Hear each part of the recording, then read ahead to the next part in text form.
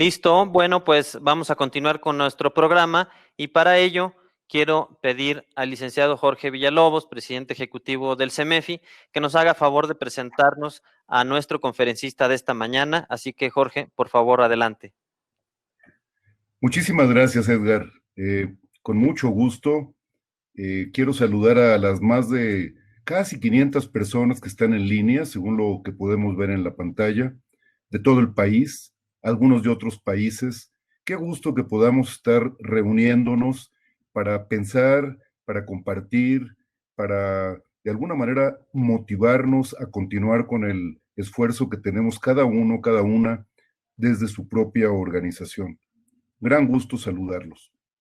Y en segundo lugar, pues agradecerle al senador Emilio Álvarez y Casa Longoria, el que nos está haciendo el favor de dirigirnos un mensaje con la visión que él tiene desde el lugar privilegiado en el cual ha ido construyendo una visión muy importante desde la sociedad civil y que ahora está en el Senado de la República. Una breve semblanza de Emilio para compartir con todos ustedes. Él es sociólogo por la Universidad Nacional Autónoma de México, maestro en Ciencias Sociales por la FLACSO, la Facultad Latinoamericana en Ciencias Sociales, y también es doctor en Ciencias Políticas y Sociales por la UNAM. Qué gusto, Emilio, que ya estás por aquí. Estoy aquí recorriendo tu currículum para compartir todo lo que has hecho, bueno, gracias. Lo poquito que has hecho, digo, lo poquito que se dice aquí y de lo mucho que has hecho, ¿no? Ha destacado Emilio por su activa participación en distintas organizaciones de la sociedad civil. Ese es su origen, desde CENCOS, en primer lugar, Alianza Cívica, que fue tan importante para el cambio político de nuestro país, el Movimiento por la Paz con Justicia y Dignidad. Y no hay movimiento en el cual se defiendan derechos humanos, personas, grupos minoritarios en las que Emilio no esté con toda su fuerza participando. Fue secretario ejecutivo de la Comisión Interamericana de Derechos Humanos, con sede en Washington. Le tocó todo el tema de Ayotzinapa. Fue presidente de la Comisión de Derechos Humanos del Distrito Federal, con temas bien complicados y bien difíciles. Y actualmente Emilio es senador de la República por la Ciudad de México. No forma parte de ningún grupo parlamentario. Podríamos decir que su grupo es su convicción de que el ciudadano es el que puede y debe transformar la sociedad.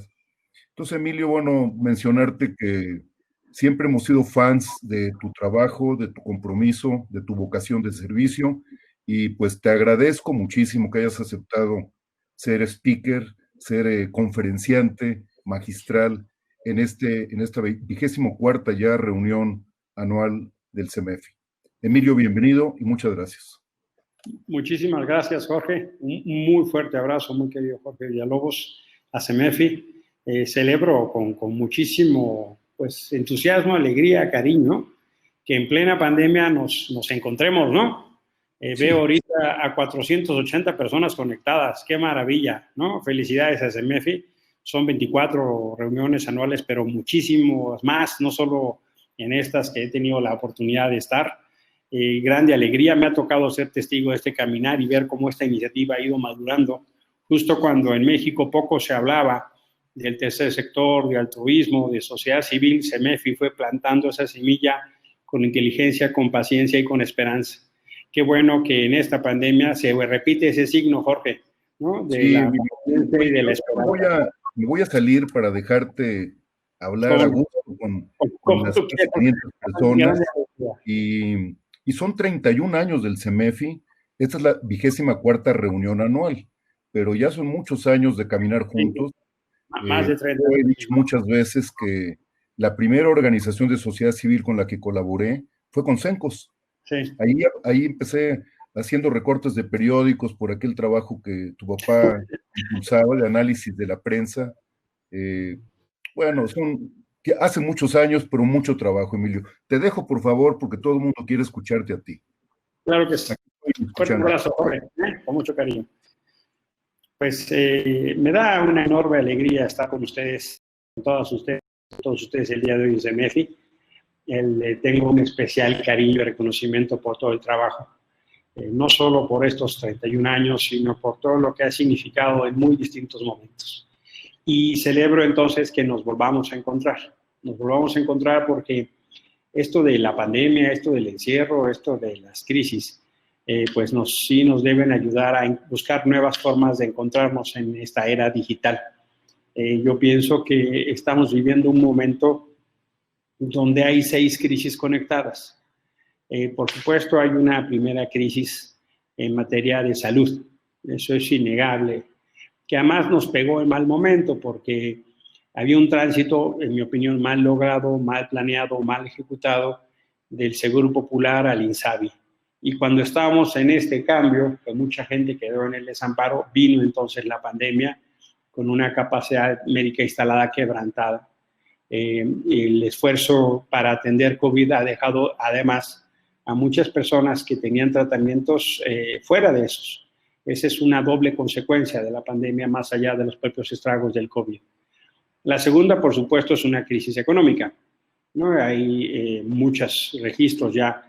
Quienes tengan interés, les invito a que vean algunos estudios que ha hecho el Coneval, este organismo que evalúa la pobreza. De manera destacada podrían trabajar algunos de los estudios que hizo la Acción Ciudadana contra la Pobreza. Ha hecho una serie de estudios que me parecen bien pertinentes en materia de salud y empleo. Y también les sugiero que revisen alguna de la información que está trabajando México Evalúa. Esas 3 referencias les van a poder dar un buen detalle de lo que en estas 2 primeras dimensiones se refiere. Por supuesto, hay una tercera crisis que en mi opinión es en este momento muy grave, que es la cuestión educativa. La cuestión educativa tiene a millones de niños y niñas en un fenómeno donde lo que ha venido a hacer esta pandemia es agrandar la desigualdad. Las desigualdades que ya existían, sociales, económicas, sociales, están en un aumento y en particular para niños y niñas que viven condiciones de desprotección o desventajas se están agravando. Una cuarta crisis es, por supuesto, una crisis de orden social. Es innegable y es un hecho que aumenta la pobreza. Infelizmente, en el mundo, lo que está sucediendo, y en México en particular, es que muchos años de avance sostenido para combatir la extrema pobreza y la pobreza, en estos cuantos meses han visto dramáticamente perderse los avances. Mucha gente ha regresado a estatus de pobreza o gente de clase media que está perdiendo aceleradamente niveles de vida. Hay entonces una ruptura muy fuerte del tejido social. Una quinta que me parece que no debe perderse de vista es un fenómeno que está uno de los causales, que es la cuestión ambiental. Estamos viendo ya las consecuencias no solo a nivel global, lo que está pasando en Tabasco es solo un ejemplo de las dimensiones. Ayer veíamos en algunos países de África o en América Latina lo que está pasando con el Niño, que no es nuevo. De manera que pienso que no podemos perder de vista la dimensión ambiental de lo que esto significa. Infelizmente, la delincuencia no ha parado. Infelizmente, la delincuencia no ha ido de pandemia en encierro. De manera que hay una sexta dimensión de la crisis, una dimensión de una crisis social. Todo esto en su conjunto, todas estas 6 crisis en su conjunto, en mi opinión, están derivando en una erosión del gobierno y de la cosa pública muy aceleradamente, que eventualmente puede llevarnos, por el contexto que vivimos de polarización y de extremos, infelizmente una apuesta que se ha hecho gubernamental de no gobernar para todos, a una crisis política. Esa séptima no la pongo como tal, pero lo dejo solo como una hipótesis, porque me parece que eso nos sirve como marco de referencia, entonces, estas 6 crisis para la referencia de lo que es nuestro marco de discusión, que es justo el papel que tenemos las y los ciudadanos en la construcción de lo público. Y yo pienso que un factor fundamental para entender entonces la construcción de lo público pasa por entender el contexto, pasa por entender la situación, pasa por el diagnóstico. Y también pasa porque tengamos una actualización. En algunos otros ambientes se dice un ayornamiento, se dice una actualización, una puesta al día de lo que nosotros estamos entendiendo entonces por qué es lo público. Y es muy importante, entonces, en el público que acá se encuentra, en la audiencia que aquí se encuentra, en los actores y las actrices que aquí están, porque muchas y muchos hemos hecho una apuesta de vida para transformar lo público, es decir, donde entendemos que la participación ciudadana, la participación de la gente en la toma de decisiones, en la definición de los intereses públicos, sean los dineros, sean las reglas de comportamiento, sea la consideración de la sociedad civil, o sea, cómo nos relacionamos entre nosotras y nosotros. Lo público en términos de la esfera de ahí donde se toman las decisiones. No, probablemente muchos imaginamos como lo más público que pudiera pensarse es un parque, una plaza. Bueno, ¿por qué se hizo ese parque? ¿Cómo se hizo ese parque? ¿Qué tiene ese parque? ¿Cuándo se arregla ese parque? ¿Cómo se vigila ese parque? ¿Cómo se mantiene limpio ese parque? ¿Cómo logramos que haya iluminación en ese parque? ¿Cómo logramos que haya otras actividades donde las y los jóvenes pueden tener actividades recreativas en seguridad y alejados de las drogas? Las familias puedan estar tranquilas y divertidas y seguras y pueda el que quiera, la que quiera poder estarse en ese parque, en esa plaza. Déjenme entonces bordear la idea del público así, como ese espacio donde nos congregamos todas y todos, y justamente para lograr que todas y todos podamos ejercer nuestros derechos. Y ahí entonces déjenme anotar una primera idea. La participación ciudadana es como el oxígeno de la democracia. Indudablemente habría que subrayar que a más participación ciudadana, a mayor participación de las y los ciudadanos, hay una democracia más fuerte. En sentido inverso, a menor participación ciudadana, a menor participación de la gente, hay entonces una democracia más débil. Pienso entonces que podemos quedarnos con la idea de que la participación ciudadana es justo el oxígeno de una sociedad democrática. Si ésta se debilita, si ésta se intenta asfixiar, lo que está en realidad asfixiándose es a la democracia misma. No es fácil llegar a la conclusión de una sociedad absolutamente democrática. Habrá cosas que puedan reconocerse como tales, elecciones o autoridades, pero hay otros componentes de una sociedad democrática: el respeto a la ley, el Estado de Derecho, las instituciones, la división de poderes, la operación de la justicia, y otras básicas es la participación ciudadana, la transparencia, la rendición de cuentas.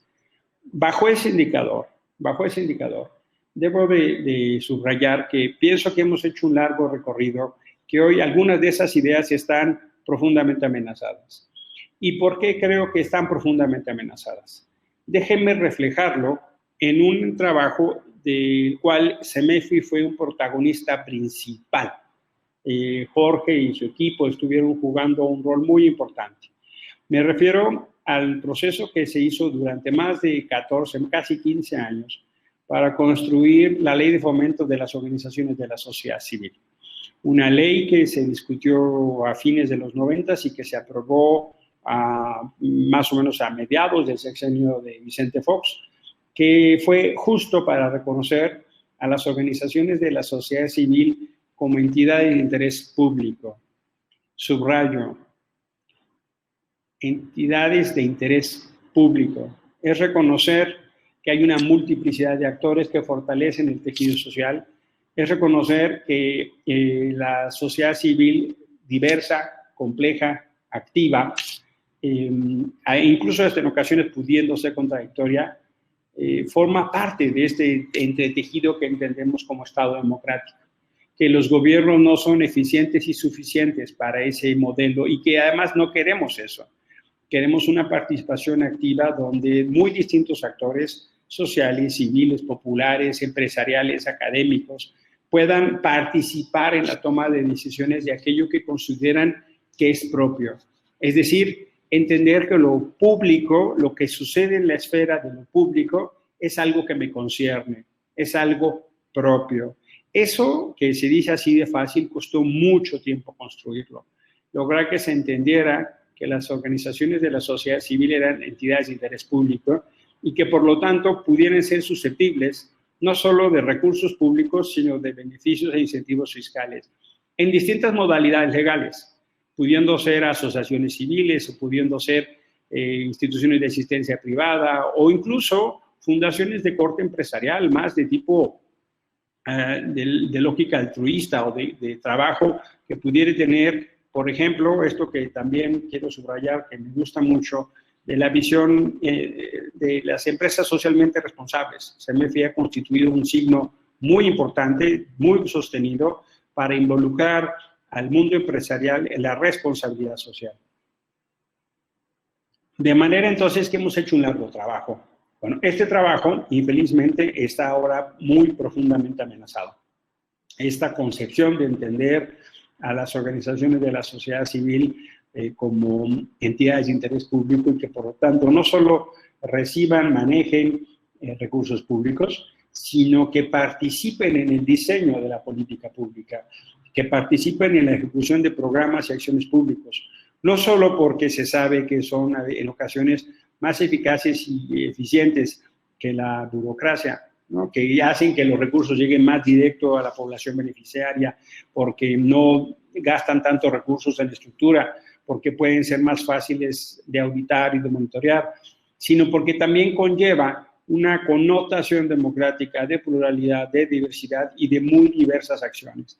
Este no es solo un fenómeno mexicano, es un fenómeno que ha tenido una enorme multiplicación prácticamente en todo el mundo, en América Latina, en África, en Asia, no se diga todos los movimientos que han pasado en Europa del Este, misma Rusia, incluso olas que intentan avanzar por esta ruta tan complicadamente en países como China, hoy lo que vemos en Hong Kong, ya no quiero mencionar, por supuesto, además lo que pasa en Europa o Estados Unidos, y basta ver el número de organizaciones que existen en países como Francia o Estados Unidos para ver la complejidad del entramado social, donde justo parte de la idea de lo público es propio.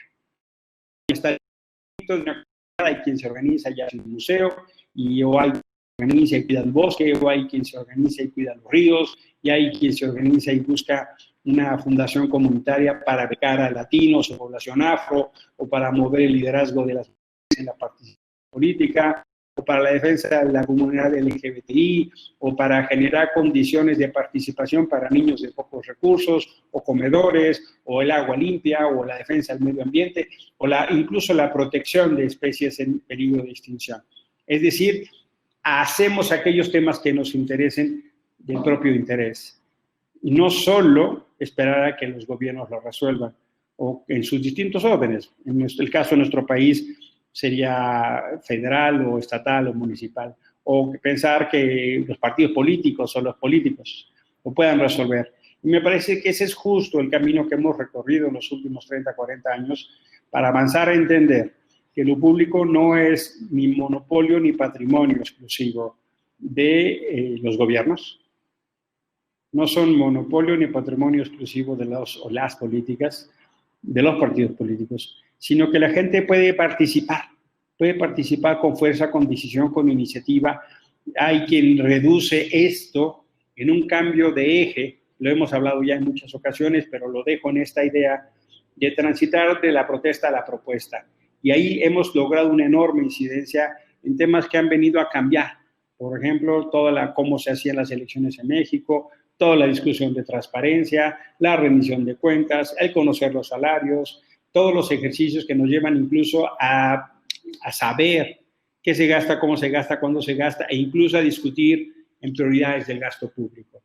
Ese ejercicio ha entrado ahora una enorme tensión y, infelizmente, desde el inicio de esta administración, una de las primeras acciones que tomó este presidente fue desconocer esta ley, emitió un decreto, como si el decreto fuera por encima de la ley, para suspender todo el financiamiento a las organizaciones de la sociedad civil. Eso ha venido a generar una enorme tensión porque en muy distintos proyectos a todos los niveles ha tenido una escala multiplicadora y repetidora. El Congreso de la Unión, con la mayoría de este proyecto político, ha decidido dar eco a esas limitaciones y también en algunos órdenes estatales. Eso, por supuesto, ha llevado a temas muy críticos. Probablemente algunos que han concertado la mayor atención pública es el tema de las guarderías, por ejemplo, el tema de los albergues de las mujeres víctimas de violencia o de algunos proyectos de mujeres que han quedado sin financiamiento, pero muchos otros incluso en el orden ambiental y social y comunitario se han visto afectados.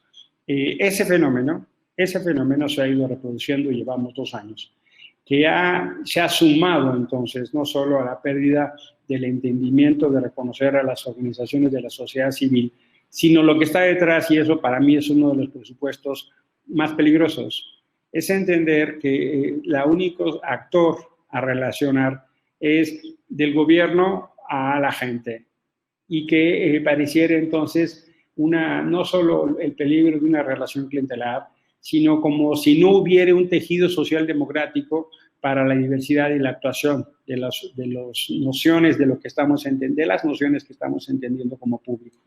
A mí me preocupa no solo este desconocimiento de las organizaciones de la sociedad civil, tercer sector, como entidades de interés público, sino que se piense que solo debe haber una relación entre el gobierno y la gente de manera directa. Me parece que hay ahí algunos presupuestos peligrosos.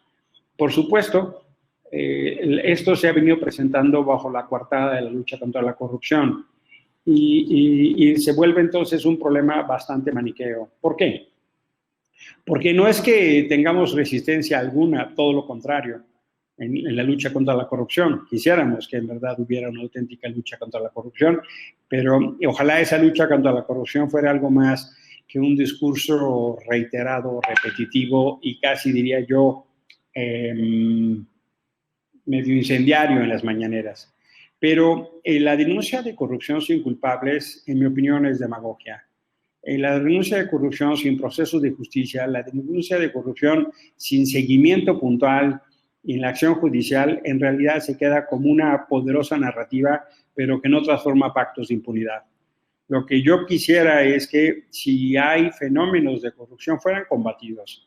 Sí sabemos y hemos sabido de casos indebidos de actores civiles que han hecho mal uso o actores políticos que muy perversamente han utilizado las figuras civiles para desviación de recursos. Por ejemplo, pienso en lo que sucedió en Nayarit, donde el antiguo gobernador Sandoval promovió la creación de 2 fundaciones con carácter de instituciones de asistencia privada que desviaron más de 150 millones de pesos cada una, o bien de origen que posible lavado de dinero, o bien de posible desviación de recursos públicos. Pero también sé perfectamente que el gobierno cuenta con instrumentos absolutamente eficaces para combatir eso. Ahí está la unidad de inteligencia financiera, que más bien pareciera haberse convertido en un juzgado popular. Yo quisiera que detectaran esos recursos que vienen o bien de lavado de dinero o bien de recursos indebidos, de desviación de empresas fantasmas o de recursos públicos. Puede haber incluso criterios de discrecionalidad, incluso se ha discutido donde pudiera desviarse de manera arbitraria algunos de los recursos que se adjuntan. Pero lo que no puedo aceptar bajo ninguna circunstancia es que se descalifique a todo el tercer sector, es que se descalifique a toda la sociedad civil como si fueran actores inmiscuidos en un mundo de corrupción. Eso me parece no solo ofensivo, dañino e irrespetuoso. Me parece no reconocer que hay actores extraordinarios que ponen de su bolsa, de su corazón y de su esfuerzo para mantener hospitales, para mantener escuelas, para atender a poblaciones de escasos recursos, para acompañar a poblaciones indígenas, a mujeres, para atender a niños quemados y niñas quemadas, para hacer dispensarios, para hacer una serie de trabajos que ni siquiera los gobiernos hacen. En muchas de las ocasiones, el trabajo de las instituciones de asistencia privada, de las asociaciones civiles o de las fundaciones, llega a donde no llegan los gobiernos, llega a lugares cuya acción y multiplicadora está fundado en un principio de solidaridad y amor que parece no solo admirable, sino que tendría que ser objeto del más absoluto respeto, respaldo y apoyo.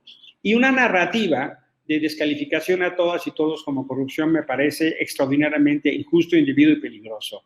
Ahora, quiero llamar a su atención porque en el último paquete fiscal hay una enorme discusión de cambios legislativos que pudieran estar afectando a las instituciones de asistencia privada. En particular, no solo a ellas, pero pudieran ser asociaciones civiles también, más bien a las que tienen el carácter de donatarias, las que tienen la autorización del SAT para emitir recibos deducibles de impuestos. En el Congreso ahorita, en la Cámara de Diputados, está la última revisión, porque hay una serie de modificaciones legislativas que son extraordinariamente peligrosas. Se ha armado un equipo de personas que han acompañado de distinta naturaleza, CEMEFI ha estado muy involucrado, para ver cómo quedan las últimas modificaciones. Justo en estos días está ahora en discusión en la Cámara de Diputados, porque hay algunas modificaciones que pueden ser profundamente peligrosas. Y hay algunos errores muy graves de parte de la interpretación que hace el tema de la administración tributaria sobre la labor de las donatarias. ¿Por qué? Porque dicen que al clasificar los recursos, más de la mitad de los recursos están en la categoría de otros ingresos. Me refiero a los ingresos de las asociaciones.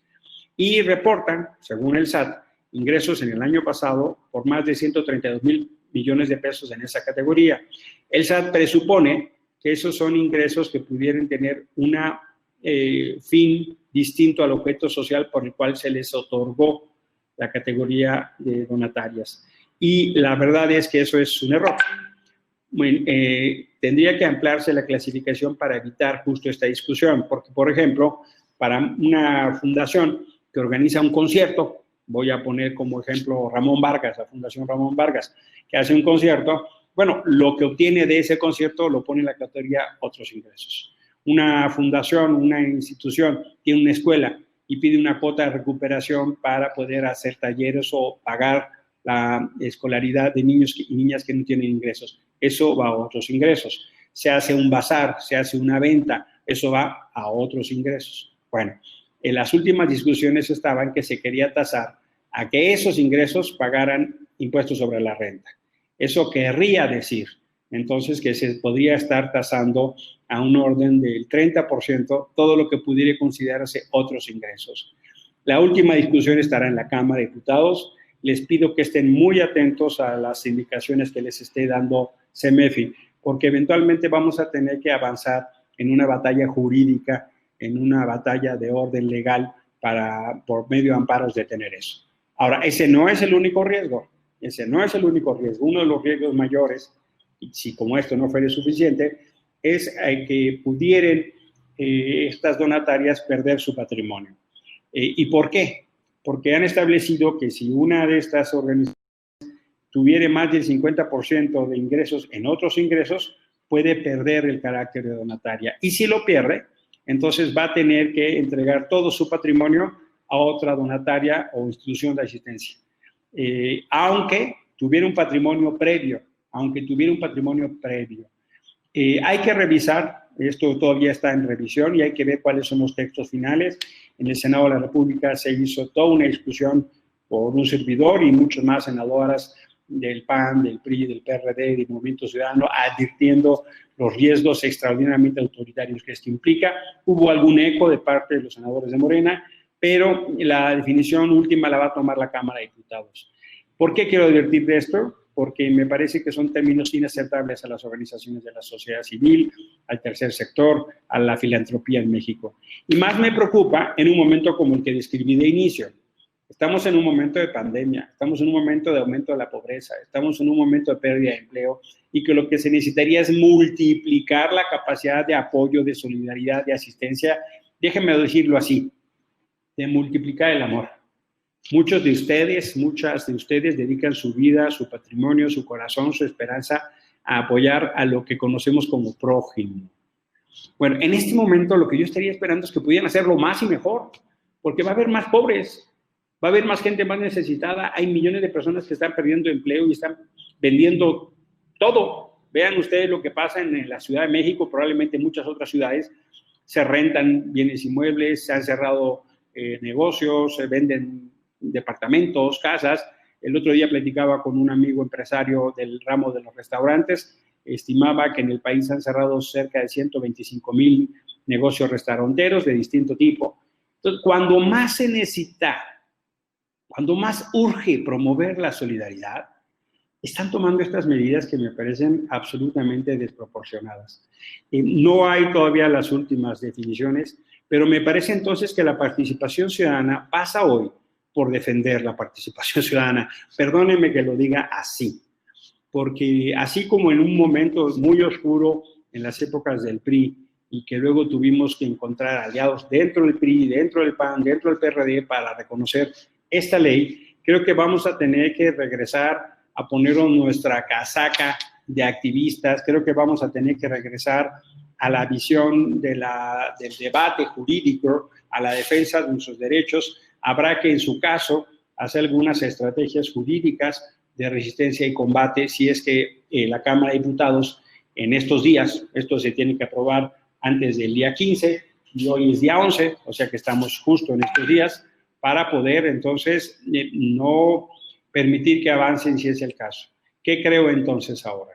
Creo, y con esto me dijo ya el cierre para ir terminando, que necesitamos retomar con decisión y con vocación democrática la defensa de la participación ciudadana.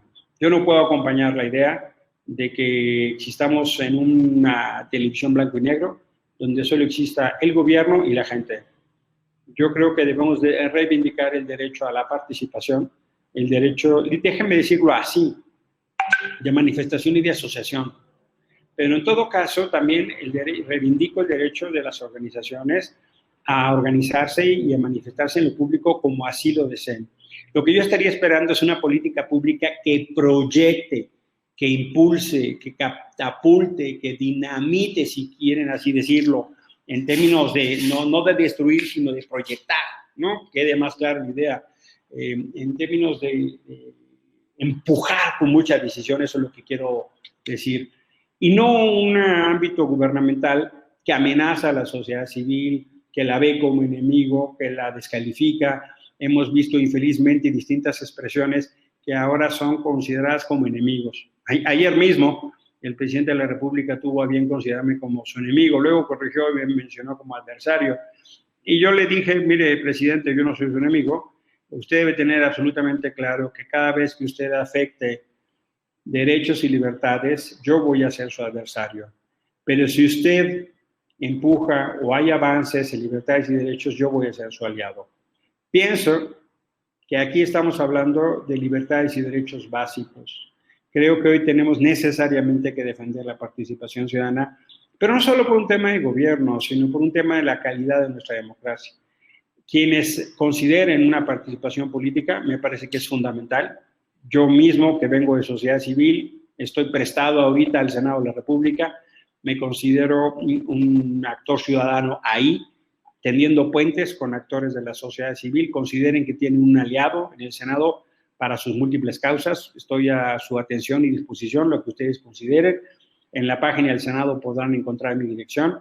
Yo me considero una persona que abre puentes y puertas para las causas de la sociedad civil al interior del Senado de la República. De manera, Jorge, que te diría, creo que este es un momento vital para la defensa de la participación ciudadana. Cuenten con ello y todo aquello que sea defensa de libertad, pues tenemos que hacerlo. Muchísimas gracias por la invitación, Jorge, y pues a estar atentos, a estar atentos.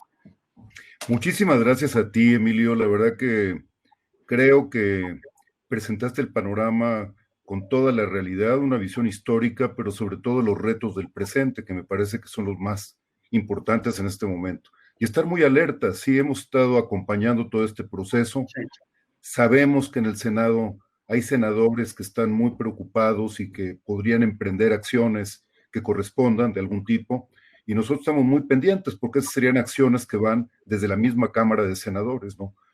Se ha hablado en algún momento de posibles acciones legales. Vamos a estar muy pendientes y muchas gracias por tu ofrecimiento. Así te vemos, como un ciudadano luchando por los intereses de la ciudadanía y de las organizaciones, desde el órgano más importante del país en el legislativo, que es la Cámara de Senadores, y estoy seguro que tú puedes también saber que en la sociedad civil vemos mucha gente comprometidas a defender los intereses del ciudadano que quiere colaborar con los demás por su bienestar y para cambiar cosas que estructuralmente generan problemas y que siempre lo hacemos con generosidad, con solidaridad, etcétera. Emilio, 1.000.000 de gracias. Ahora sigue un panel muy importante. Le dejo la palabra a la moderación de Edgar y continuamos en esta reunión. Gracias, Emilio.